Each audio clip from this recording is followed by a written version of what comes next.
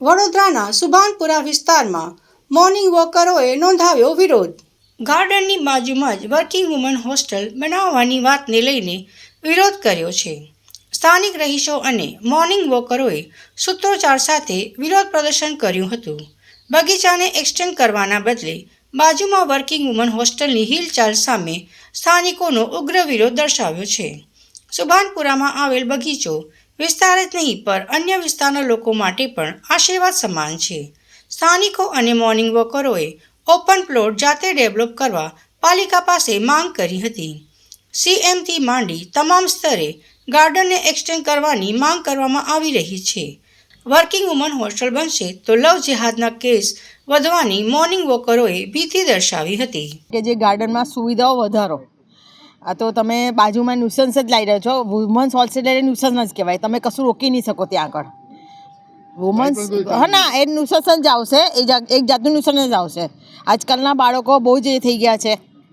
એ તમે એ લોકોને શું કરવાના? ગાર્ડનમાં આવીને બેસશે, શું કરશે? તો અહીંયા ઉંમરલાયક જે લોકો આવી રહ્યા છે એ લોકો ઘરે જતા રહેશે. પછી એ લોકો એમને કહેશે કે તમે મારા બાપ છો, આ સવાલ કરશે. જો બાળકો પોતાના જ બાળકો ગાંઠતા નથી તો તમે બીજાના બાળકોને કંઈ કહી શકવાના નથી. એટલે એક જાતનું ન્યુસન્સ આવી રહ્યું છે.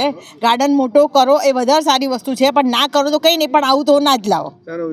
હા, હોસ્ટેલનો તો વિરોધ કરવો જ જોઈએ. વુમન્સ તો હોવી જ ના જોઈએ, કે બોಯ್સ પણ ના હોવું જોઈએ. તમે ગાર્ડન મોટો કરો, કંઈક એવી એક્ટિવિટી કરો કે અહીંયા જે બુઝુર્ગ લોકો આવે છે જઈને કંઈક કરી શકે. જેમને ઘરે કંટાળો આવતો હોય એ લોકો કરે છે. અહીંયા જગ્યા ઓછી પડે છે, સાંજે બહુ જ પ્રોબ્લેમ થાય છે, અને બાજુમાં પણ ગંદકી છે. એનો સુધારો કરો તમે. રહું છું. આ ગાર્ડન જ્યારે બન્યું ત્યારે લગભગ મોટામાં મોટું ગાર્ડન હતું. અત્યારની હાલતમાં જોવા જઈએ તો સૌથી વધારે ફૂટફોલ અહીંયા છે. 10,000 થી 12,000 પબ્લિક રોજ આવતી હશે. અહીંયા આજુબાજુના વિસ્તારમાં બીજું government offices like GST Bhavan, public health centre, ward office, આ બધાનો ફૂટફોલ પણ ઓલરેડી છે. આ રોડ એટલો સાંકડો છે કે ટ્રાફિક આખો વખત ફસાયેલું હોય છે.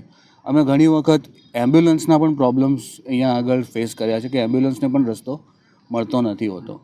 અમે વર્ષોથી અહીંયા માંગી રહ્યા છે કે બાજુમાં એક ગ્રાઉન્ડ છે જે ઉકરડો થઈ રહ્યો છે, કે ત્યાં આગળ તમે ગાર્ડન મોટું કરો.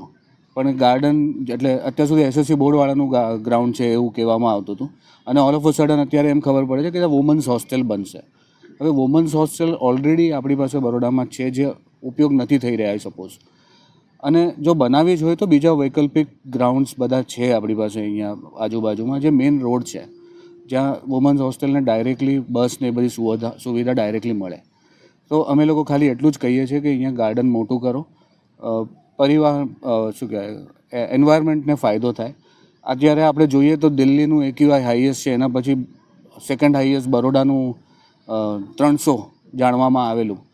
તો ગાર્ડન મોટા કરો અને આજુબાજુના ઉકરડાઓ, જે સામે તમે ડમ્પિંગ યાર્ડ પણ તમે જોઈ શકો છો. વીએમસીએ કચરો મૂકવા માટે ગ્રાઉન્ડ મૂકી રાખ્યા છે.